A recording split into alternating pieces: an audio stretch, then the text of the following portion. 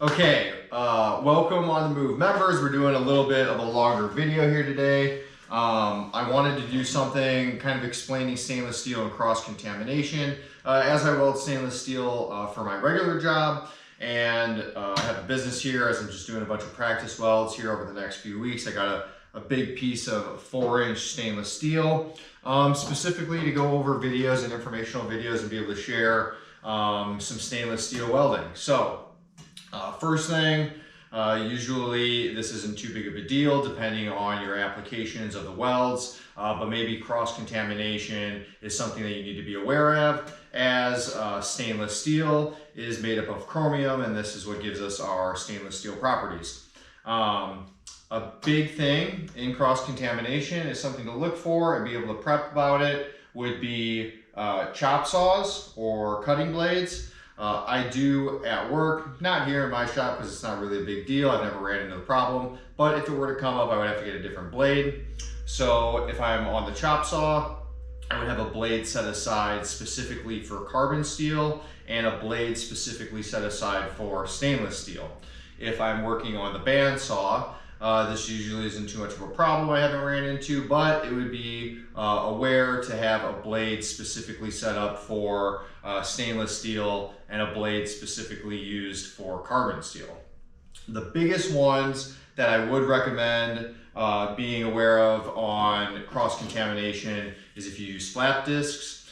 These are just from Menards. I use flap discs very regularly, but if you are grinding or sanding with a flap disc on carbon steel, then the carbon steel flakes will embed with the flap disc, and if you go to use this on stainless steel, then you will embed the stainless with the carbon steel from your flap disc. So doing a butt joint is something to be very well aware of if you're doing like Schedule 10, Schedule 40, Schedule 80, thick wall pipe, and you are going to be doing beveling, and you're using a flap disc or a sanding disc to bevel your edge, and you grab a disc that you've already used with carbon steel, you can embed the carbon steel into your stainless steel. And as you weld, and if the weld is an X-rayed, if it's an X-rayed weld, then you'll be putting carbon steel properties into your stainless and you'll fail X-ray. So this is probably the biggest thing that I would recommend. Keep an eye on. Don't use carbon steel flap discs on stainless steel pipe. So is what I do actually, and I don't have them on these. If I do use a flap disc on carbon steel, I will write CS. So in the future, when I go to grab another flap disc, I will see that that has been used with carbon steel. And if I use a flap disc specifically for stainless steel, I will write SS on it, as I will know when I grab it in the future that it was specifically used for stainless steel.